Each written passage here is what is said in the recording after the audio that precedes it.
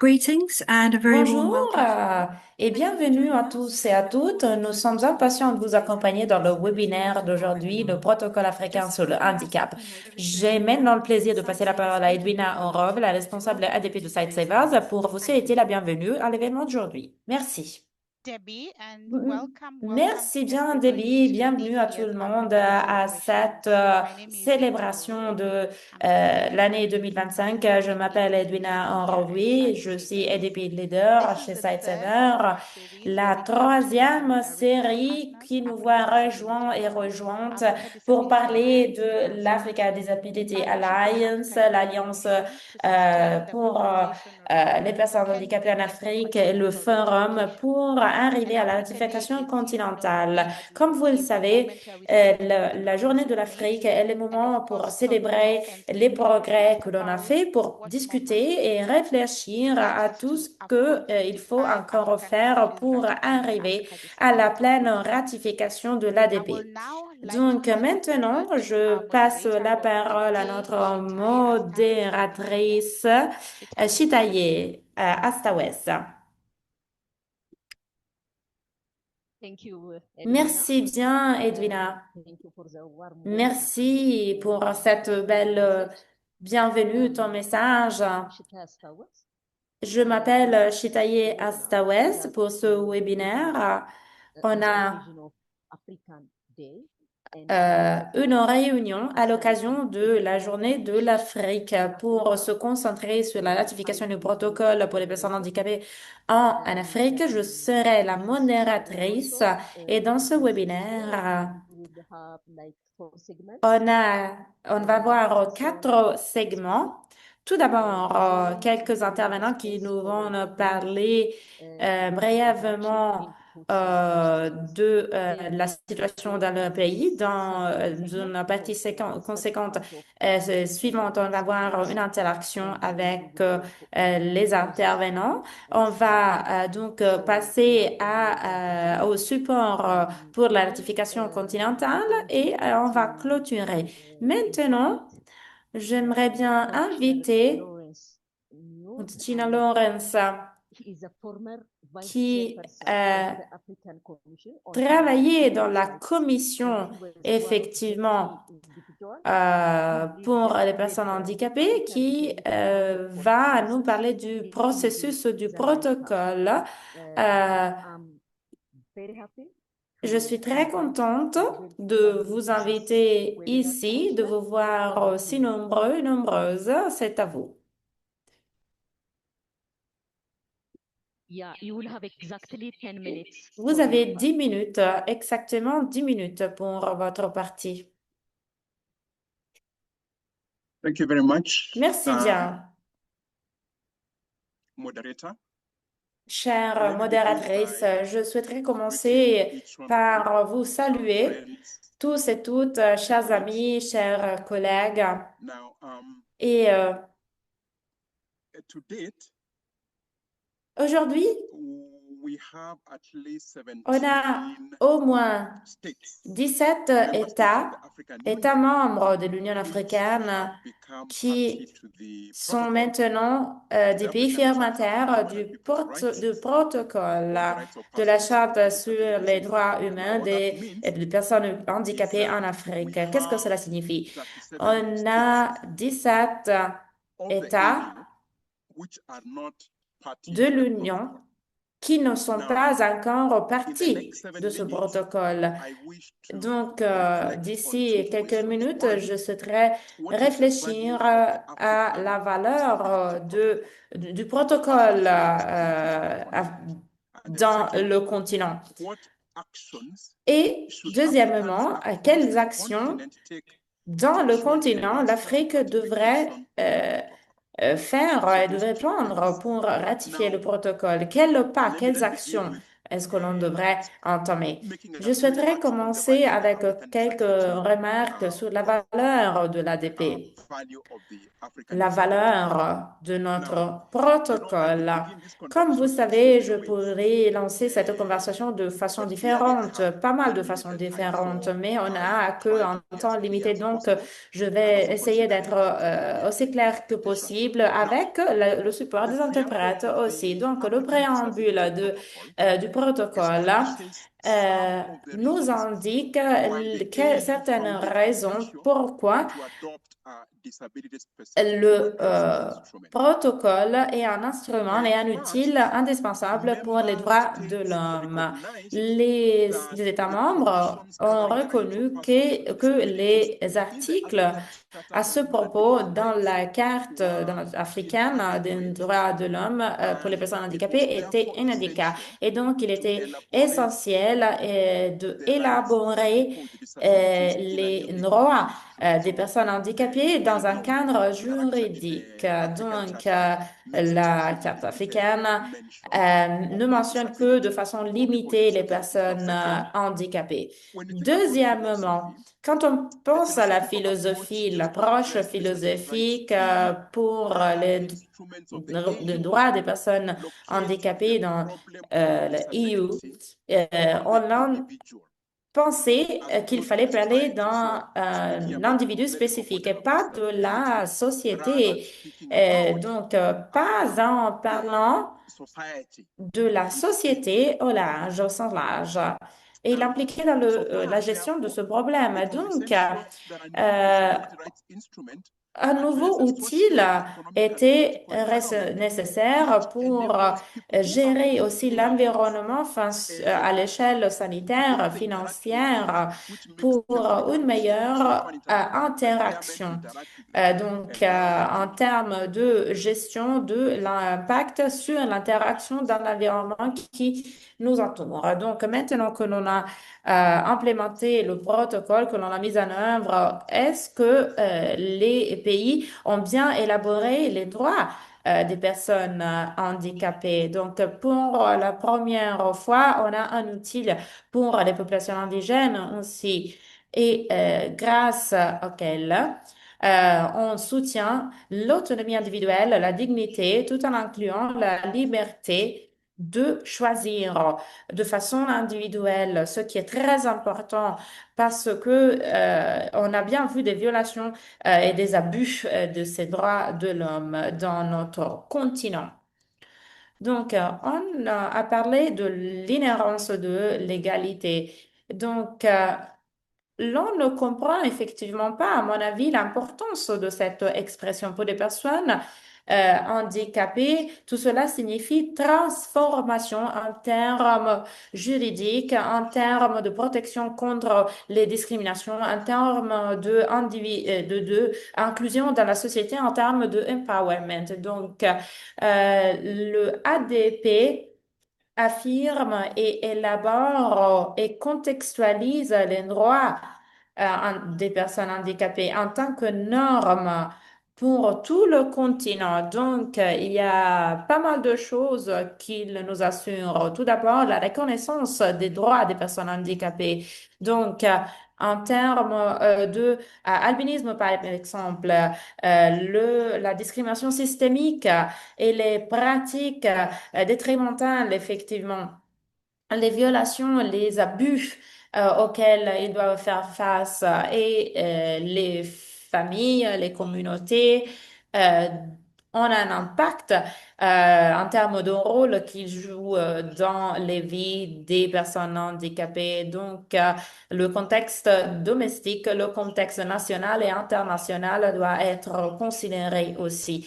Donc, il y a pas mal d'exemples que l'on pourrait citer, mais on pourrait parler des parents et des gardiens. Donc, le protocole prohibit la discrimination, mais il y a aussi un article innovant, c'est-à-dire les mesures d'intervention effectives pour protéger les foyers, les membres de nos familles qui sont liés à des personnes handicapées. Donc, en ce qui concerne, par exemple, les caregivers ou bien les membres de foyer. Donc, il y a déjà des lois domestiques de la nationale au Kenya, par exemple, qui ont placé l'attention sur les parents avec des facilitations fiscales, par exemple, dans leur cas.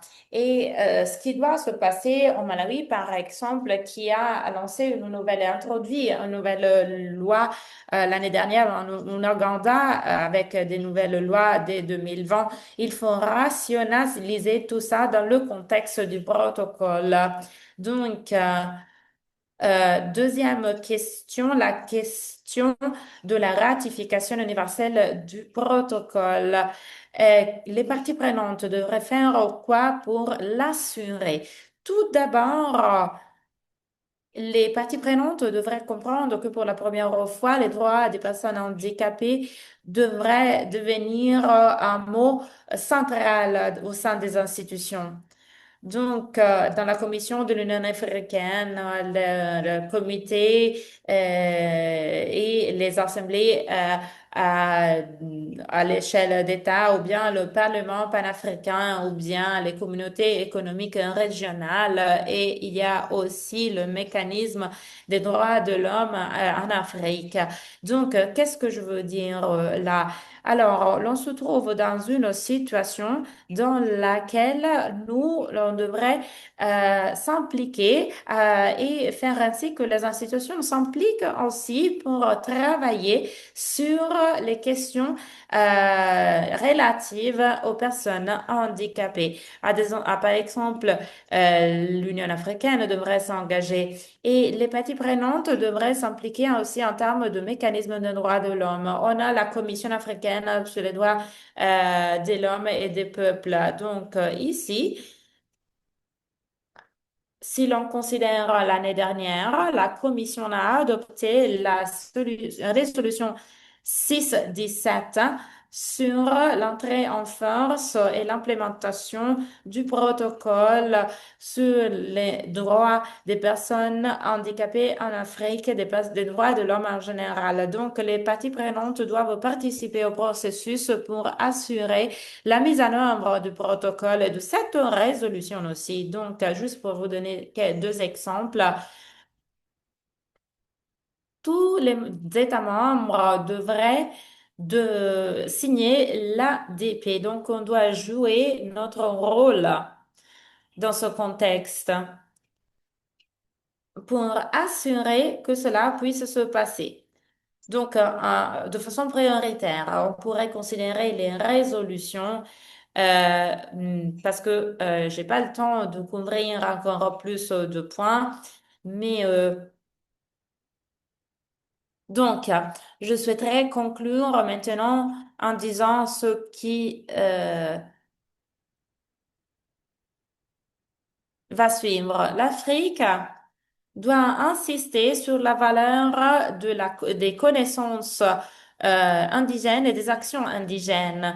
Donc, trop souvent, dans les organisations internationales et aussi dans les Nations Unies, les valeurs sont eurocentriques, les expertises sont eurocentriques et on cherche quand même à résoudre des problèmes qui sont des problèmes africains. Avec un protocole, il faut souligner ça. Pour les parties prenantes, on a nos outils à nous, on a nos valeurs à nous qui font partie des valeurs universelles. Et donc, il ne faut pas miner notre connaissance et notre compréhension du fait que les personnes atteintes d'un handicap ont une voix. Donc, il faut être à mesure de parler et de se faire entendre. Merci bien, Laurence, pour cette présentation si informative sur le protocole. Donc, merci pour cette présentation si professionnelle. Et on va donc interagir et poser des questions plus tard au fil du webinaire. Donc, pour ceux qui viennent de nous joindre, je suis Chitaye Asta-West de la Community Forum et je suis modératrice pour la session d'aujourd'hui. Maintenant, je passe la parole à Gideon Mandesi, qui est avocat et membre de Shiwaka, qui est l'une des organisations nationales des personnes atteintes d'un handicap en Tanzanie. Et il est aussi membre de l'African Disability Forum. Et donc, il va nous parler du protocole des mouvements et des actions au niveau national dans son pays. Et il a aussi joué un rôle crucial dans la rectification dans son pays. Et vous avez 7 minutes pour cette présentation. On va commencer avec une belle vidéo. Vous voulez entrer dans l'histoire? Notre société est freinée par des perceptions négatives et des croyances superstitieuses à l'égard des personnes handicapées. Rejoignez-nous et ratifiez le protocole africain sur le handicap. L'ADP est un cadre juridique qui s'attaque aux discriminations et aux inégalités spécifiques auxquelles sont confrontées les personnes handicapées en Afrique. Il fera respecter les droits des personnes handicapées dans tous les pays et sur tout le continent. Nos droits à participer à la vie politique contribueront à la croissance de notre pays. Les personnes handicapées ont le droit de bénéficier des services de santé appropriés. Lorsque nous pourrons revendiquer nos droits, nos enfants handicapés pourront recevoir une éducation et occuper la place qui nous revient dans la société. Lorsque nous pouvons revendiquer nos droits, nous pouvons travailler, diriger des entreprises et contribuer à la croissance économique de la Tanzanie. Ce protocole profitera à chacun d'entre nous. Travaillons ensemble pour promouvoir des perceptions positives et réduire la stigmatisation. Nous sommes si près de cette réalisation historique. Le moment est venu de nous rassembler et d'entrer dans l'histoire. Ratifier le protocole africain sur le handicap dès maintenant.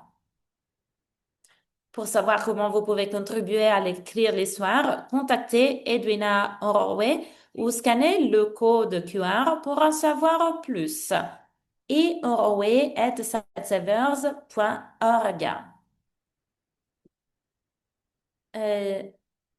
Vous pouvez allumer votre micro, s'il vous plaît, cher docteur. Merci, chère modératrice. Je souhaiterais utiliser cette opportunité pour souligner le fait que la Tanzanie est un membre de l'Union africaine et a entamé le processus de ratification suivant l'article de l'ADP.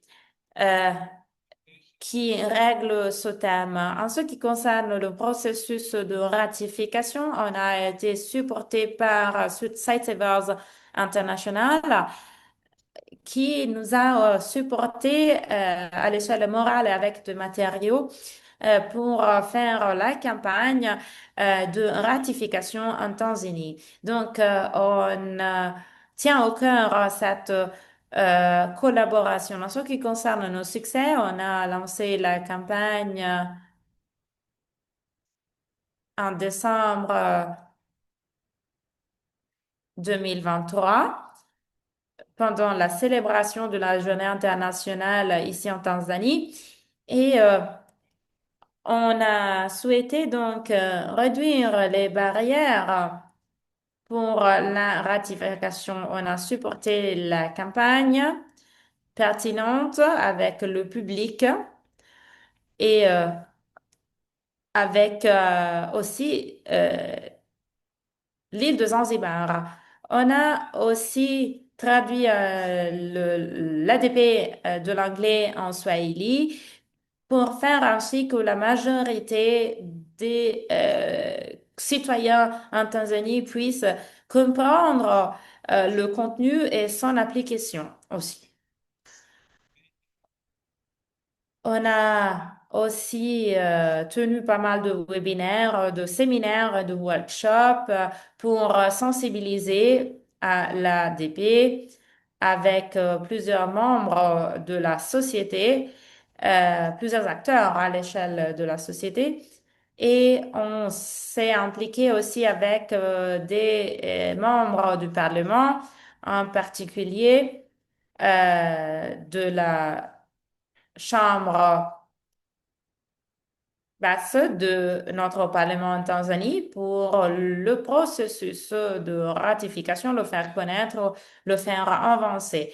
Donc, on a fondé aussi un comité national pour supporter la ratification de l'ADP en Tanzanie, pour impliquer les deux côtés de l'Union. Donc, la Tanzanie du côté continental et Zanzibar. On a lancé des consultations avec les représentants du gouvernement, en particulier le Premier ministre, et donc sur le côté continental et euh, Zanzibar, pour préparer et compiler des documents et soutenir ainsi l'outil de ratification pour obtenir l'approbation du Parlement.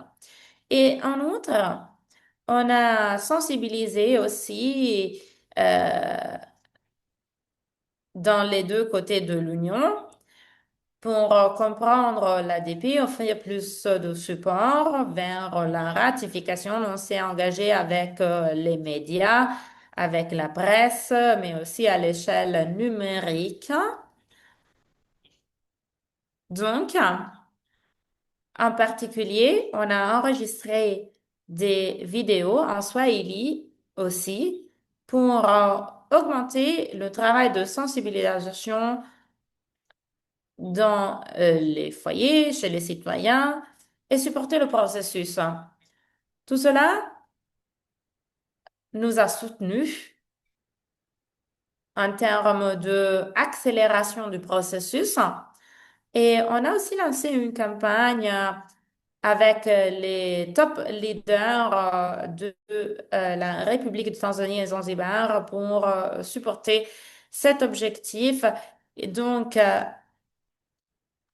on a trouvé des accords en ce qui concerne le protocole et de procédure interne. Les traités, le traité international est aussi quelque chose qui est pertinent pour l'Union. Donc, c'est l'Union qui doit trouver un consensus sur ça. Donc, l'Union, en général, s'est dit prête à la ratification pour présenter devant le Parlement notre travail. Donc,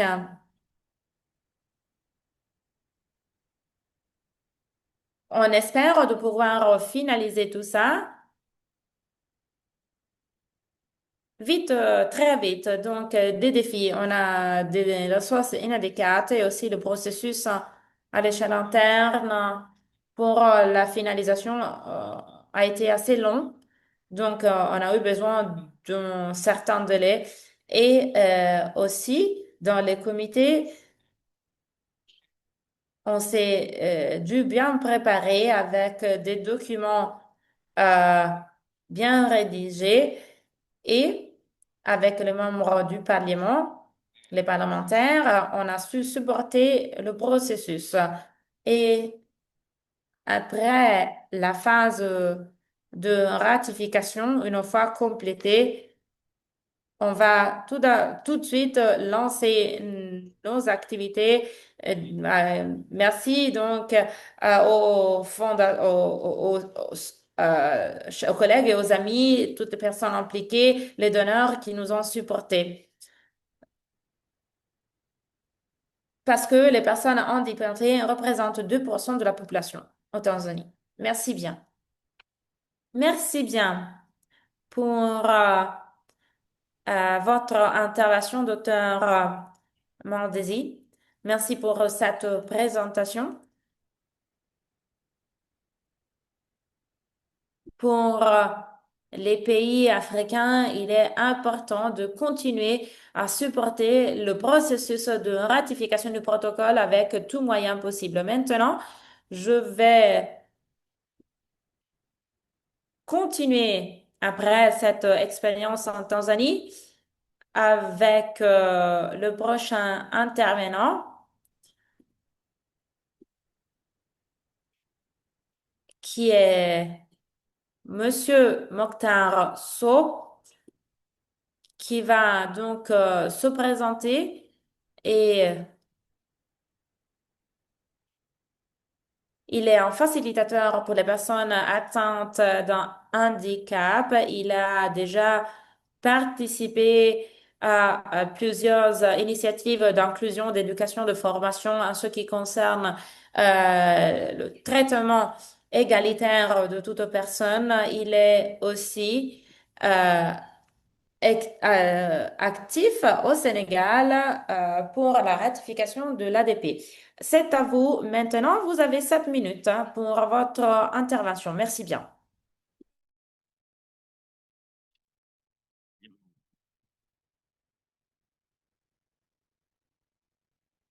Voilà, merci. La présentation en français, hein? Oui, oui, allez-y, on traduit. Voilà, merci beaucoup. Donc, merci beaucoup. Oui, on a quelques problèmes de connexion avec Docteur So. Est-ce que vous m'entendez,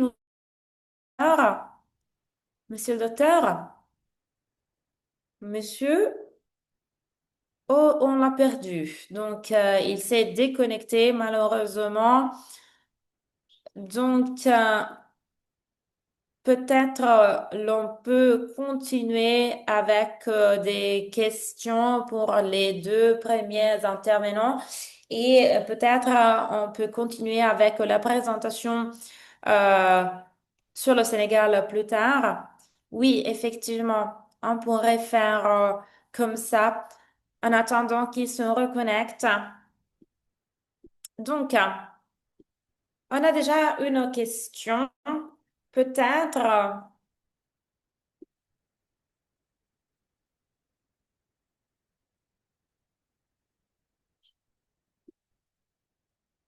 On pourrait y réfléchir et faire face à cette question ensemble. Donc, la question est la suivante. Euh,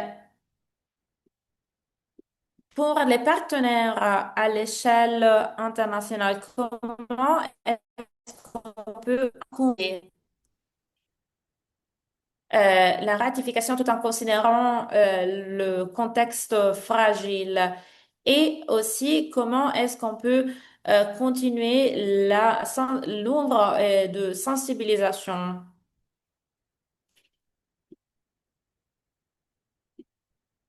C'est à vous.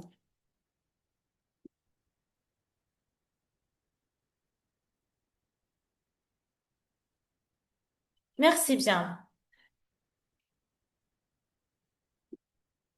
Donc, la Somalie, c'est une bonne question effectivement que l'on a posée et je le dis parce que j'ai eu le privilège de travailler à Mogadiscio en Somalie avec euh, les parties prenantes qu'il y a quelques ans. Donc, quelles sont les stratégies de soutien de l'Union africaine et partenaires régionaux, était la question. Donc, comment est-ce qu'on peut ratifier des outils à l'échelle internationale? Il est toujours important de contextualiser la situation tout d'abord et confirmer la typologie de travail des OPD. Donc, on a lancé un processus avec le gouvernement de la Somalie, c'est-à-dire réunir dans une série de réunions de session les personnes handicapées pour discuter d'une nouvelle loi à introduire en Somalie. Et effectivement, on a créé une première version du texte qui a été acceptée. Donc, tout d'abord, il est important de faire ça. Et au-delà des problèmes en Somalie, les OPD se sont donc euh, impliqués. Donc, la Somalie n'est pas vraiment impliquée dans beaucoup d'outils axés sur les droits de l'homme et les droits des personnes handicapées. Donc, voici un exemple magistral de comment l'on pourrait supporter nos collègues en Somalie. Merci. Merci bien. On va retourner sur cette question si importante plus tard parce que je vois que Dr Mokhtar Sow s'est reconnecté. Donc, Oui, c'est à vous maintenant. voilà, merci beaucoup. Voilà, merci beaucoup. Et puis, je présente mes excuses, hein. Après, Khady va vous expliquer les conditions dans lesquelles je suis en train de faire, de participer à cette rencontre. Alors, je disais que slide, passez à l'autre slide, s'il vous plaît.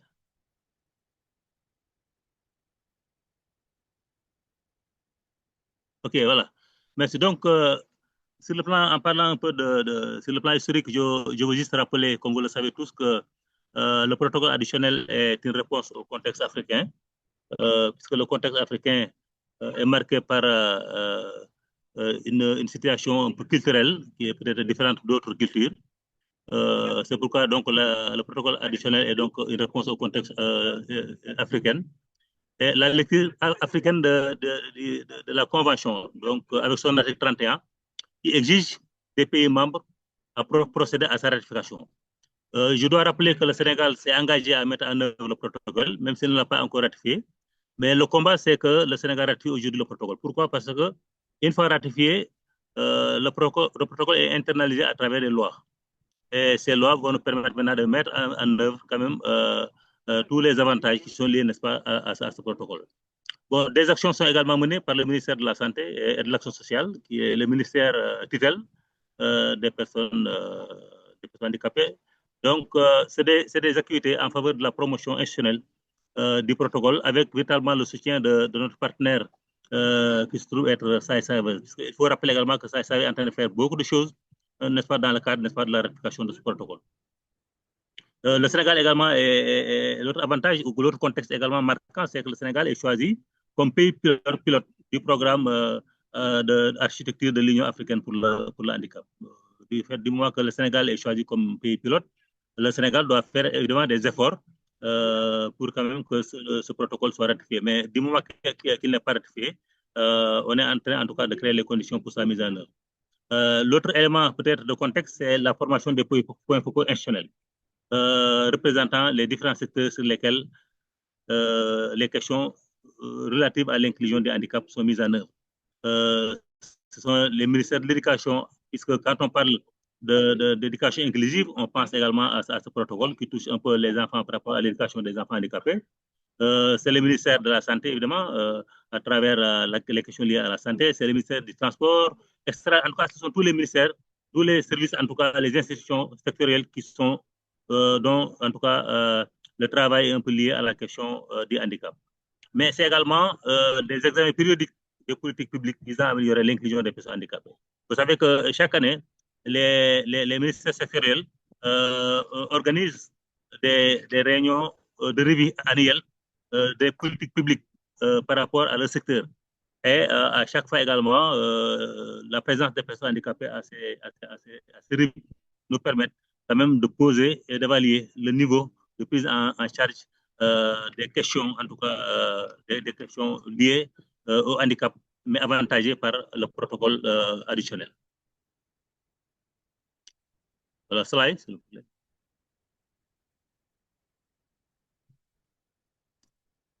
Voilà.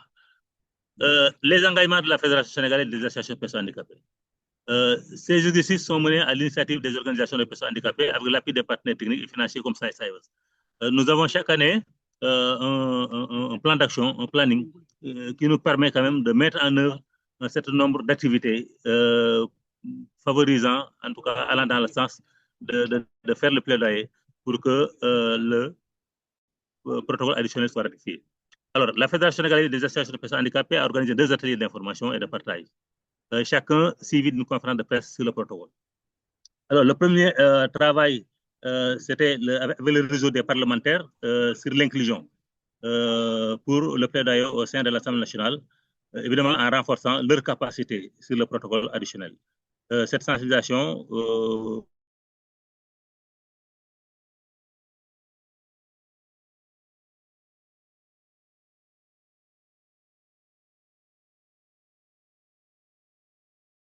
à travers ce renforcement des parlementaires, je voulais dire des parlementaires, du réseau des parlementaires, puisque au Sénégal, on a mis en place un réseau des parlementaires handicapés. Et ça, c'est extrêmement important. Il faut s'en féliciter, puisqu'aujourd'hui, à l'Assemblée nationale, avec cette nouvelle législature, on a 5 personnes handicapées qui sont députées. Et parmi ces personnes-là, les 3, en tout cas, sont très, très dynamiques dans le cadre du plaidoyer pour ces questions de handicap. Donc, je pense que c'est l'avantage qu'il faut aujourd'hui, l'avantage que nous avons aujourd'hui au Sénégal, c'est d'avoir au moins 5 personnes handicapées à l'Assemblée nationale qui sont des députés et qui vont porter, n'est-ce pas, le plaidoyer à l'Assemblée nationale. La FOSAF a également organisé une autre activité, c'était la revue du protocole additionnel avec le ministère de la Famille et le soutien à l'impression de 250 exemplaires du protocole. Il y a eu une impression de 250 exemplaires du protocole qui a été soumis à l'Assemblée nationale après le dépôt de ce protocole au niveau du ministère des Affaires étrangères. Parce que vous savez qu'en matière de protocole sur des questions liées à des conventions et à des protocoles, c'est le ministère des Affaires étrangères, n'est-ce pas, qui prend le lead. Alors, il y a également des activités organisées au niveau national et local qui ont abouti à l'élaboration des plans de plaidoyer respectifs. Puisque non seulement au niveau national à Dakar, on a organisé beaucoup de rencontres, beaucoup d'activités de plaidoyer, mais également on a organisé dans chaque région des activités de sensibilisation, amenant même les citoyens au niveau local à signer le protocole. OK. Donc, il y a également des actions qui constituent le début de l'appropriation du protocole par les bénéficiaires, la société et les institutions. Elles s'inscrivent donc dans une perspective de ratification et de mise en œuvre. Slide, s'il vous plaît. S'il vous plaît, passez au... Voilà. Merci. Maintenant, il y a eu des séances d'examen des obstacles aux ratifications dans le cadre de la Semaine nationale des handicaps. Chaque année, il y a une Semaine nationale des handicaps et on profite de l'occasion quand même pour revoir quels sont les obstacles qui font qu'aujourd'hui, on n'arrive pas à la ratification. On a organisé également un atelier décentralisé pour convenir des stratégies locales de soutien au processus de ratification. Il y a une implication de la communauté, des organisations de la société civile, des journalistes, des communicateurs traditionnels qui sont influents au niveau local et des membres d'organisations de la société civile. Mais également, il y a eu la mise sur pied du réseau des parlementaires pour l'inclusion des handicaps. Et je vous disais tout à l'heure qu'on a aujourd'hui des députés à l'Assemblée nationale qui vont intégrer ce réseau-là. Slide.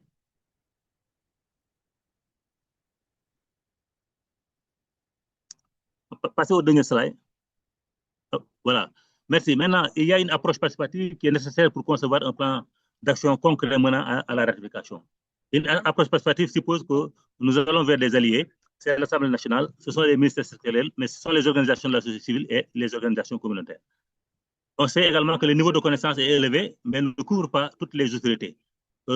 Ce qui fait appel aujourd'hui au renforcement de capacité des différents alliés à travers les ministères sectoriels et les organisations de la société civile. l'implication également des parlementaires est déterminante dans le processus de ratification. C'est pourquoi aujourd'hui, nous, on va s'appuyer sur ces 5 personnes handicapées qui sont des députés et qui sont à l'Assemblée nationale et qui seront membres du réseau sur le handicap et qui vont nous accompagner pour la ratification de ce protocole.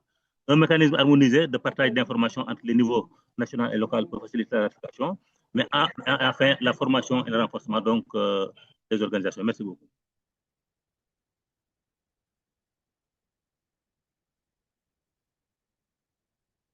Voilà, merci beaucoup.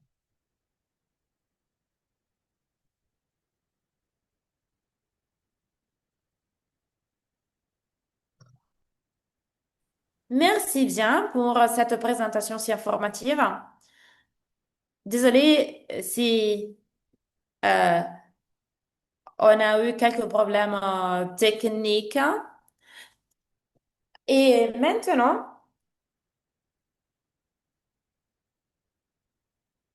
on va passer au feedback. Et voilà. Merci beaucoup. Donc, je pense que 2 questions me sont posées. La première question est relative à l'engagement des parlementaires. Comment nous avons réussi à amener les parlementaires à s'engager? C'est que d'abord, il faut les former sur les questions de handicap pour qu'ils comprennent, parce que la plupart des parlementaires ne comprennent pas la question des handicaps. Et s'ils comprennent que la question des handicaps est liée au droit, c'est en ce moment maintenant qu'ils vont comprendre le contenu du protocole additionnel. Je pense que ce sont ces séries de formations, de renforcement de capacité auprès des parlementaires qui leur ont permis de comprendre c'est quoi le handicap et de comprendre pourquoi on a tardé à ratifier, n'est-ce pas, ce protocole. Et c'est ce qui leur a amené, en tout cas, à s'engager, puisqu'ils ont très bien compris c'était quoi le protocole. Comment nous avons réussi à mettre en place le réseau? Bon, maintenant, une fois que ces personnes ont compris, ces parlementaires ont compris la question du handicap, ils ont commencé à s'intéresser. Ils ont commencé à porter, n'est-ce pas, le plaidoyer même à l'Assemblée. Et on se dit, bon, du moment que les gens ont commencé à en parler à leur père, à en parler à l'Assemblée, il fallait les organiser autour d'une commission, d'un réseau. Puisqu'à l'Assemblée, il y a beaucoup de réseaux, des réseaux sur les changements climatiques, des réseaux sur le genre, extrêmement.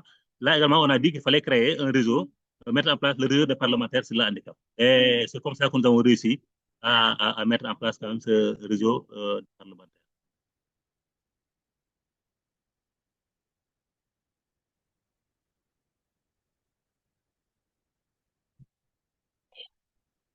Merci beaucoup. Merci. Donc, je pense qu'il y a une question spécifique. Et donc, je pense que maintenant, donc, vous pouvez donner votre retour. Alors, maintenant, donc, nous avons ici, la proposition des pays africains pour des actions, donc pour soutenir l'action donc pour un protocole de ratification continentale. Et maintenant, on peut bien voir donc la partie la plus intéressante que nous avons ici à dire à propos de la ratification. Merci.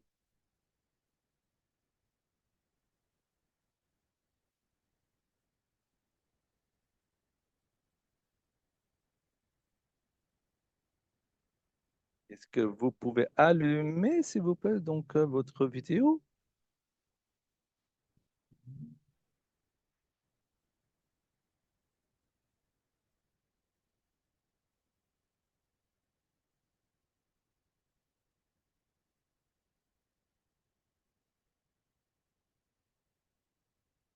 Est-ce que est-ce qu'on peut nous-mêmes donc allumer ou atteindre notre micro parce que sinon donc tout ça va créer un peu de confusion. Donc merci. Donc voilà. Donc je cherche bien sûr maintenant à allumer mon micro. J'ai pas compris la question parce qu'il avait un problème donc avec mon son. Alors la question c'était et je donc alors il y a une proposition pour les pays pour les pays africains. Donc, on a besoin d'effectuer des actions pour la ratification continentale. Donc, et maintenant, donc, comment il faut agir? Donc, c'est vous, donc, à vous répondre.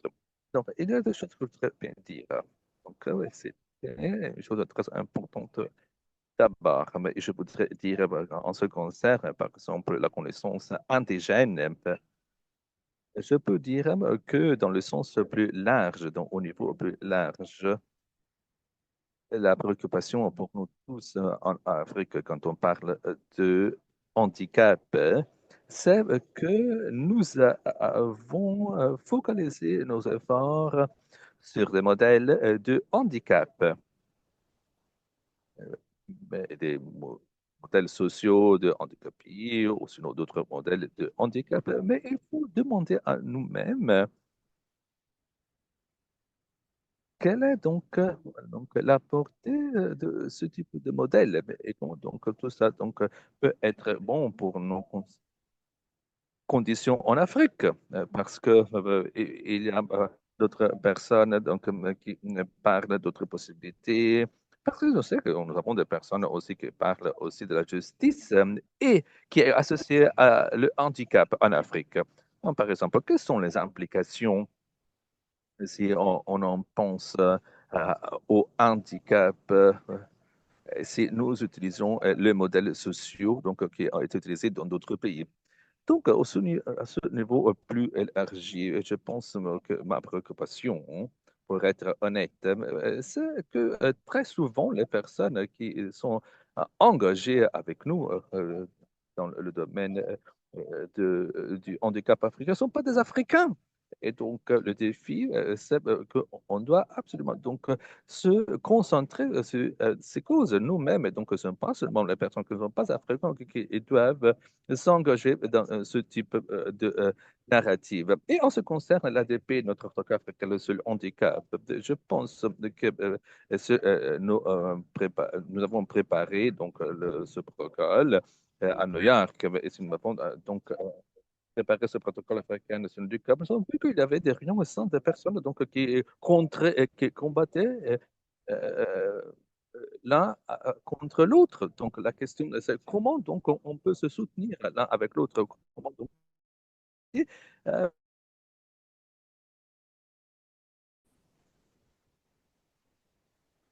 et le comité, selon l'article juridique, a vu que ici en Afrique, nous avons une situation très complexe. Et donc, comment le protocole africain peut nous aider avec la partie juridique donc, pour impliquer donc, les institutions africaines qui sont bien intéressées par cette question. Merci, merci donc, messieurs, donc, pour cette perception de tout ça. Donc, va nous aider beaucoup pour le process du protocole africain. Je pense maintenant qu'il faudrait maintenant passer à la deuxième partie de notre session. Pour cette raison, nous avons ici maintenant Monsieur Jabel Adam. Monsieur Jabin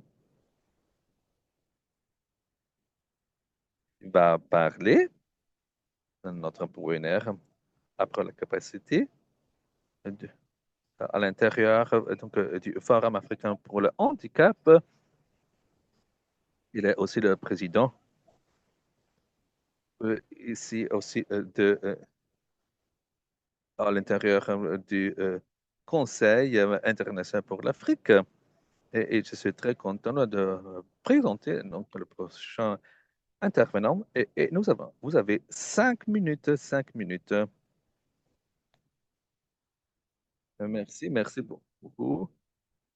Bonjour, chers collègues, représentants de l'ODP, partenaires de développement et défenseurs des droits des personnes handicapées.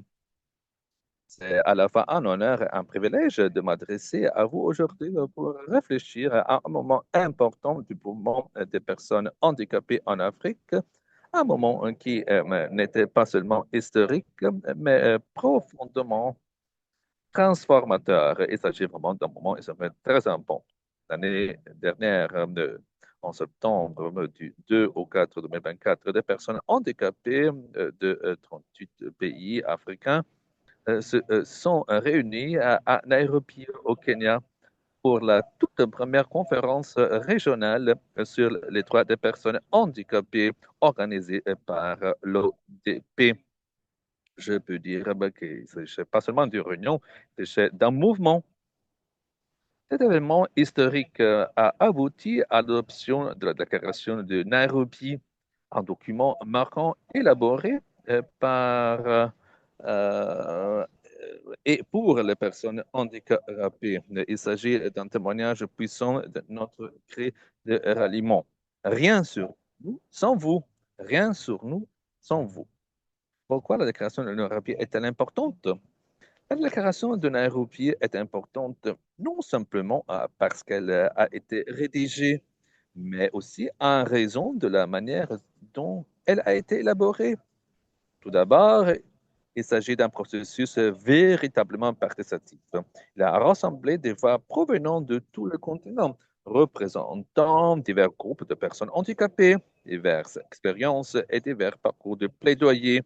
La richesse de son contenu reflète cette diversité. Il a fait preuve d'une authentique approbation de l'ODP. Nous pouvons affirmer en toute confiance que la déclaration est le fruit d'un processus inclusif mené par l'ODP et que ce processus n'a pas été imposé de l'extérieur. Au cours de ces 3 journées intensives, les dirigeants de l'ODP ont participé à des tables rondes, partagé des bonnes pratiques évolutives et identifié des lacunes critiques en matière de plaidoyer de la prestation de services. Ces échanges n'étaient pas théoriques, ils étaient ancrés dans la réalité vécue, étayés par des données collectées par les ODP orientées vers le changement réalisable. Il est important de noter que ces échanges n'ont pas été réalisés de manière isolée. Le processus a rassemblé des alliés des agences des États-Unis, des organisations multilatérales, des ONG et des partenaires donateurs, donc Side Saver, l'UNICEF, la GIZ et l'Alliance internationale pour les personnes handicapées, entre autres. Cette approche collaborative souligne le fait d'un changement significatif requiert solidarité, partenariat et co-création. Alors, on peut se demander comment la déclaration de Nairobi peut-elle accélérer la ratification du protocole africain sur le handicap? Je voudrais dire que le protocole africain sur le handicap reste la pierre angulaire de nos aspirations continentales à la pleine réalisation des droits des personnes handicapées. Vous avez encore une minute. Vous avez encore une minute, monsieur. Oui, très bien. Donc, il s'agit vraiment d'une déclaration qui fait une feuille de route orientée vers l'action pour presser l'inclusion et traduit les engagements nationaux. La certification et la mise en œuvre de l'ADP figurent parmi les principales priorités de la déclaration de Nairobi. La déclaration de Nairobi ne se contente pas d'être un peu pieux. Il s'agit d'un appel clair à l'action exportant les parties prenantes, y compris les partenaires de développement et la société civile, les institutions gouvernementales à défendre mais et à investir dans la réalisation de l'ADP. Et notamment, la création d'Arabie a déjà commencé à façonner le discours politique continental et a servi de base au document final du sommet régional 2025. L'influence de la création de l'Arabie s'étend au-delà de la conférence, assurant la continuité de nos plaidoyers, la formation des politiques et des mécanismes. Collègues dans la création de Nairobi, donc, a jeté les bases. La voie est libre. C'est à nous de donner l'impulsion. Levons-nous ensemble et veillons à ce que les promesses du protocole africain sur le handicap deviennent une réalité pour chaque personne handicapée. Sinon, tenons notre promesse. Ratifions le protocole. Je vous remercie pour votre attention. Merci pour cette opportunité. Merci beaucoup. Et merci aussi pour tout ce que vous avez dit. Il s'agit vraiment donc d'un document très important. Donc, c'est la déclaration de Nairobi dans une conférence régionale. Et maintenant, on passe directement au prochain intervenant, Monsieur Kouda Kvashev Dubé. Il est un connaisseur très fort de programme. Il a une connaissance très forte dans les politiques, dans la question de les stratégies et en effectuant des politiques primaires et dans d'autres secteurs. Donc, il a un grand ami pour moi. À toi, donc, pour la prochaine intervention. Merci.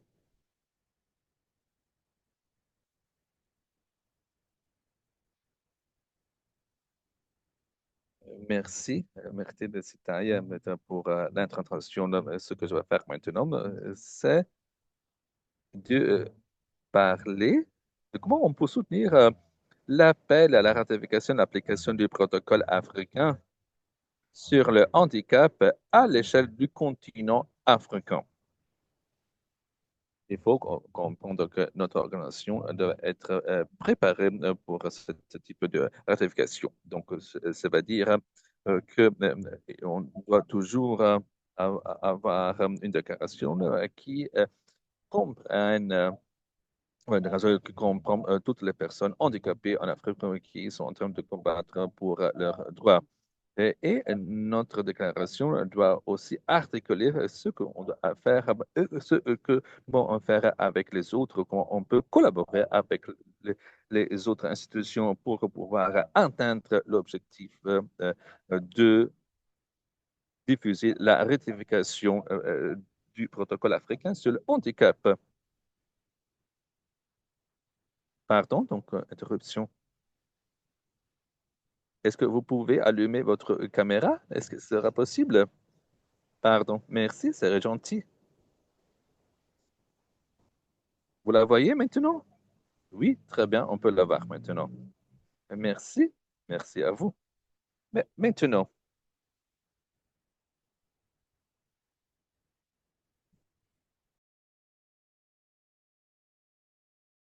il y a des choses que nous pouvons faire.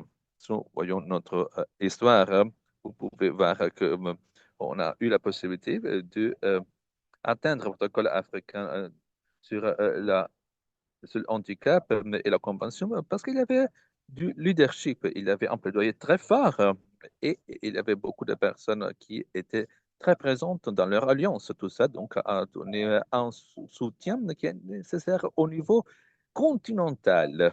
Et on cherche ici à augmenter le nombre de pays qui puissent ratifier le protocole.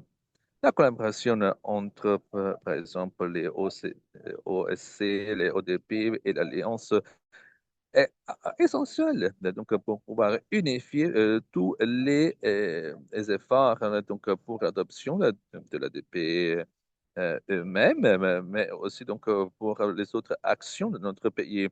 Ça veut dire donc la ratification, la chose que nous cherchons à faire maintenant. Mais maintenant, vous savez, donc les organisations, par exemple, la ADA, l'ADF, etc., donc vont soutenir aussi les partenaires. On a aussi d'autres partenaires, par exemple, le ministère des étrangers, de l'étranger, donc de la Suède et aussi d'autres institutions, donc l'Union européenne aussi, donc, vont jouer un rôle fondamental dans ce support. Et tout ça, donc, va être très fondamental aussi donc, pour les ressources qu'ils vont fournir.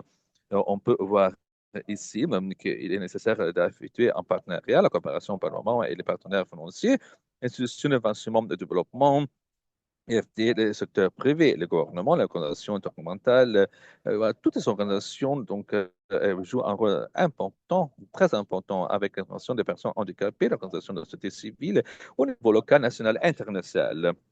Maintenant, donc, si nous avons eu la possibilité d'atteindre notre protocole additionnel, là, c'était une chose, mais il faut maintenant donc mettre en œuvre donc, ce protocole. Il faut augmenter donc le nombre de pays qui veulent ratifier ce protocole.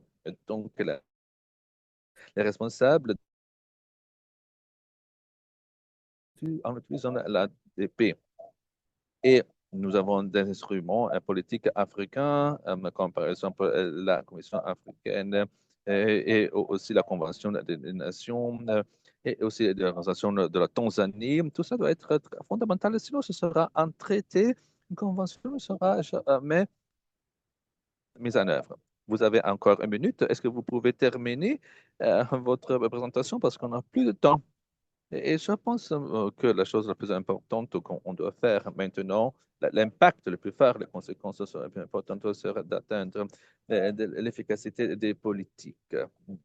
L'efficacité politique en général, sinon nos efforts donc, ne sert à rien, je dirais. Donc, parce que donc, on ne peut pas atteindre l'efficacité qu'on avait bien rêvé. La dernière chose, l'organisation, les organisations des personnes handicapées ont joué un rôle fondamental dans la mobilisation des actions dans la campagne et je pense que nous devrons bien continuer voilà, nos efforts, la force et l'unité d'action d'un mouvement de très diversité des personnes handicapées, de leurs alliés, de leurs partenaires ont été fondamentales. Merci, merci beaucoup.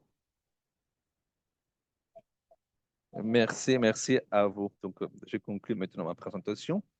Merci. Donc, mais on n'a pas, on n'a plus de temps. Donc, merci donc pour la présentation et je m'excuse donc pour vous avoir interrompu. Et maintenant, donc, je reviens à ce que nous avons dit. Mais je pense que vous pouvez bien noter l'importance, voilà, donc, de toutes les questions qu'on a bien levées.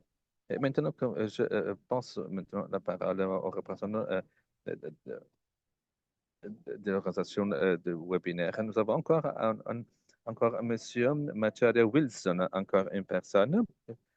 Il est une personne donc, qui combat pour les droits de l'homme. Il s'occupe des droits de l'homme, l'accès donc, aux informations donc, pour les personnes handicapées. Monsieur Macharia est un conseiller juridique au niveau international et il s'occupe des programmes pour les personnes handicapées en Afrique. Vous avez 5 minutes de votre intervention et je passe maintenant donc la parole à vous, Monsieur Wilson Machara. Merci, merci Shikaya, et je remercie aussi les organisateurs de ce webinaire.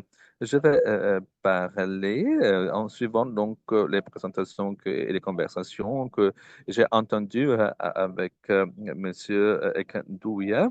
Il a parlé de la mise en œuvre du protocole et la Commission internationale des juristes CJ a le mandat de suivre donc le plaidoyer pour les droits de l'homme et inclut les droits pour les personnes handicapées et le fait avec une recherche juridique, avec le développement des capacités et aussi un renforcement des capacités pour toutes les parties prenantes. Donc, sur la base de ce pilier, je vais parler surtout en ce qui concerne, par exemple, les protocoles africains sur le handicap. Il est très intéressant donc, de mentionner que le protocole africain a inclus un mécanisme qui peut veiller sur la mise en œuvre au niveau continental. C'est ce que ça veut dire. Donc, en ce qui concerne les droits de la personne, les droits des personnes handicapées, il est très important que les parties prenantes et bien sûr aussi les partenaires aussi puissent bien engager la Commission. Surtout maintenant, quand le protocole africain sur le handicap se trouve encore dans la phase avant la ratification. Et je pense que maintenant, il faut développer donc ce point. Il est très important de mentionner que dans la Commission internationale des juristes, nous avons donc des personnes qui ont travaillé avec la Commission africaine depuis 15 ans. Et maintenant, il faut bien engager la Commission aussi pour la mise en œuvre du protocole africain sur le handicap. Comment on peut le faire? Voilà. Il faut engager les institutions, il faut engager les parties prenantes, par exemple l'institution juridique. On a fait beaucoup au Kenya, en Afrique du Sud, en Zambie. Et au Ghana aussi, on a aussi appliqué, utilisé aussi les instructions donc, et les articles du protocole africain national parce qu'il est très important que ces parties prenantes remarque aussi que les articles du protocole qui reflètent sur les opérations des personnes handicapées en Afrique puissent être présentés avant voilà, donc, la ratification. Quelques engagements que nous avons effectués dans la Commission internationale des juristes et aussi dans la Commission africaine aussi, donc concerne aussi les droits des personnes handicapées. Nous avons eu une session qui a été conclue en mai, mi-mai, je dirais. Donc, il y avait un engagement pour une autre session qui va commencer en octobre. Donc, il y a deux sessions. Donc, on l'a fait avec le partenariat avec les organisations des personnes handicapées, donc, et avec d'autres parties prenantes qui ont organisé d'autres événements donc, pour mettre ensemble toutes les organisations des personnes handicapées, mais aussi donc, ils ont été invités donc, pour parler donc, des protocoles dans la commission. Et je pense que ici, donc, il faut adopter une résolution aussi qui, l'année passée, a été déjà introduite dans la Commission africaine. Après, donc, donc la ratification du protocole africain sur le handicap. Et, pardon, monsieur, vous avez encore une minute pour conclure votre présentation. Et le la première phase de ce type de processus a été effective par les parties prenantes. Euh, et deuxième point, donc, comme notre plaidoyer principal implique aussi donc, beaucoup de travaux dans tous les pays, et tout ça, ça peut inclure la communication avant le mécanisme qui sera bien activé par la Commission africaine. On se trouve maintenant dans le processus de écrire donc un projet de ce type de protocole qui aura bien sûr donc une validité. Donc dans tous les pays, on commence avec une commission qui a été bien introduite en Zambie. Et à la fin, donc, on peut dire qu'il y a 2 semaines qu'on a lancé un rapport. Un rapport est un moment très important où on peut comprendre quels sont les droits des personnes handicapées en Afrique. Donc, ça veut dire que ce type de rapport donc, nous montre quelle est donc la possibilité de mettre en œuvre donc le protocole africain sur le handicap. Mais c'est une chose aussi qui peut être donc utilisée donc, pour d'autres possibilités aussi, parce que là, vous voyez ici donc, que nous pouvons bien soutenir les autres personnes, les organisations de personnes handicapées, donc, et ce que nous pouvons faire pour la mise en œuvre du protocole pour la pression personnes handicapées. Merci beaucoup. Donc, c'était une autre présentation très informative et très importante. Donc, merci. Alors, maintenant, on n'a plus de temps, donc on ne peut pas donc, répondre à vos questions, mais on ne va pas ignorer ces questions, les questions qui ont été bien posées pour les présentations, qui ont bien montré des questions très importantes. Et je pense maintenant donc, que on peut conclure maintenant notre webinaire, mais nous avons aussi encore un intervenant qui va nous donner encore une idée sur les choses qu'on doit faire donc, dans l'avenir. Et après, donc, ce sera vraiment la conclusion de notre webinaire. À vous, donc, Edwina, vous avez donc la parole. Merci beaucoup. Donc, il est très difficile donc, de parler maintenant quand on est déjà on est déjà 1 minute en retard. Mais j'ai besoin d'avoir 3-4 minutes est dit et fait. Donc, on peut se demander comment on peut effectuer comment on peut travailler ensemble, comment on peut soutenir donc tous les efforts qu'on a effectués. Et avec la campagne de ratification de l'ADP, il faut bien voir cette diapo parce que tout ça peut répondre aux questions. Et par exemple,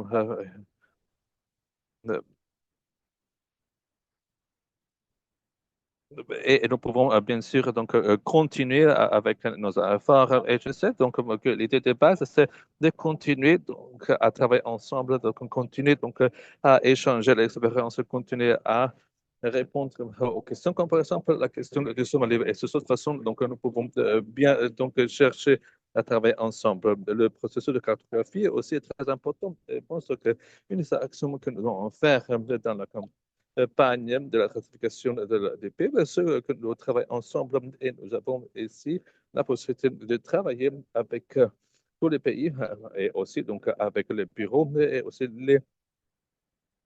les organisations de personnes handicapées pour comprendre exactement quel est donc le chemin qu'on doit bien effectuer donc pour l'avenir. On fait beaucoup de choses pour vous. On cherche donc à renforcer les capacités, développer aussi les plans d'impact, donc avec les partenaires, avec le TP. Donc, il faut s'engager au niveau continental pour les médias et pour pouvoir aussi chercher donc à élever les voix qui ont été marginalisées. Et en conclusion, on fait beaucoup de travail sur les médias sociaux. Donc, on cherche aussi à développer donc, les campagnes pour pouvoir augmenter cette mobilisation publique et parlementaire. Comme nous avons vu avec la vidéo de la Tanzanie. Donc, vous pouvez bien, on peut, comme je disais, voilà, donc vous pouvez voir quelles sont donc les informations, quel est le matériel qu'on cherche à récolter avec ce lien. Moi, mes collègues aussi sont disponibles donc, pour être voilà, donc, là avec les premiers contacts pour les pays. Bien sûr, donc, nous avons aussi un partenariat donc, international. Aussi donc donner une collaboration très importante avec l'Union africaine. Et voilà, donc je voudrais bien remercier tout le monde. C'était vraiment donc un webinaire très intéressant. C'était vraiment très intéressant. On avait 193 personnes. Et c'était vraiment donc très important pour célébrer. Mais aussi, il faut continuer à travailler. Il faut continuer à faire des progrès et atteindre des résultat, il faut continuer parce que nous avons 37 pays où il faut travailler. Nous avons ici Sierra Leone, nous avons le Mauritius, nous avons Cameroun, nous avons Gambie et donc le Nigeria. Donc, il faut célébrer donc, ce que nous sommes en train de faire, mais c'est aussi une autre opportunité pour travailler ensemble, pour parler ensemble, pour parler de notre futur. L'Afrique va arriver. Et voilà, donc en novembre, nous avons encore une autre possibilité de nous rencontrer. Et maintenant, notre question est quels sont donc les rôles des personnes jeunes handicapées? On va encore établir un autre webinaire pour vous, mais maintenant, donc, je vous remercie. Merci beaucoup. Donc, on a vraiment apprécié donc, ce webinaire. Merci à tout le monde. Merci à tout le monde encore une fois. Merci pour votre participation.